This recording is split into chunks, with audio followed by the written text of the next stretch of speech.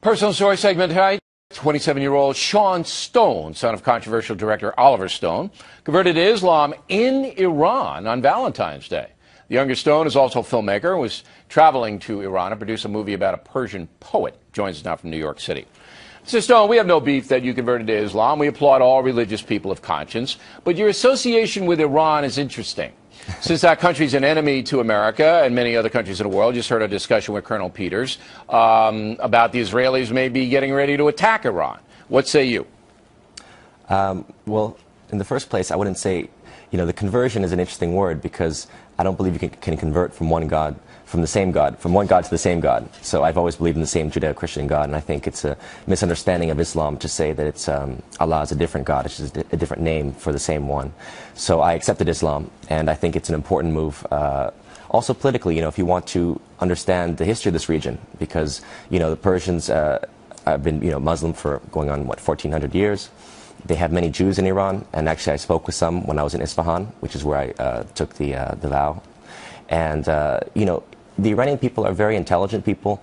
I had great discussions with politicians. I met with the president briefly. I had discussions with the advisor to the supreme leader. And every time I had these conversations, I was very clear in saying, let's stop with this down with America nonsense. And, they have a problem with our government, and it has to do with imperialism as a long-standing policy in this region, going back to the British Empire.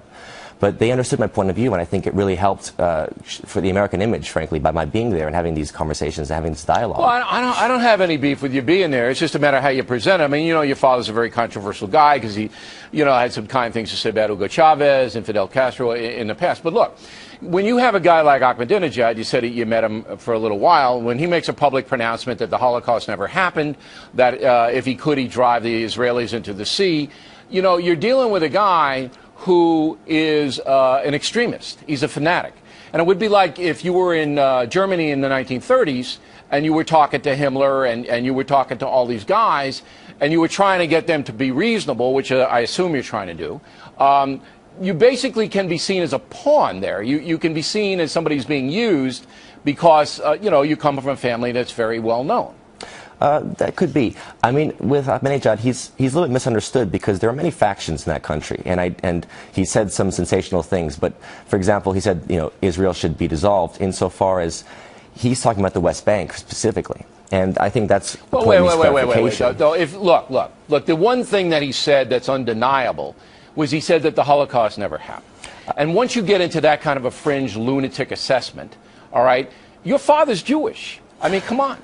Once you get there into those territories, there's nowhere else to go, Mr. Stone. You got to know that, man. Totally agree. His point on the Holocaust has always been, if the Holocaust taking place in Germany, from Europe, from European Christians as well, going back to pogroms in Russia, why should that influence Israeli policy in regards to the Palestinians, in regards to the Middle East? That's always been his point on that matter. There's no room for Holocaust denial, of course. I would never agree with that. But I just think that it's simplistic to say that he is a fanatic. When you talk with these people, the point is we have to have a dialogue about Israel in this region because it's still a problem, and I think we need to open it up. And I would love for Jimmy Carter, for example, to go there and start this dialogue again. I don't think Jimmy Carter's going to Iran. I mean, he doesn't have real good memories from the first time around with them. They kicked his butt. They did. All right, I got 30 seconds left. You okay with Iran having a nuclear weapon? You yourself? I am, because it's a republic, and there are factions, and it's very much like this country. There's a lot of unrest inside that country from the economic point of view. I think there could be an Occupy Tehran coming in the next months or years because it's a dynamic place, and it is. But if they have a nuke.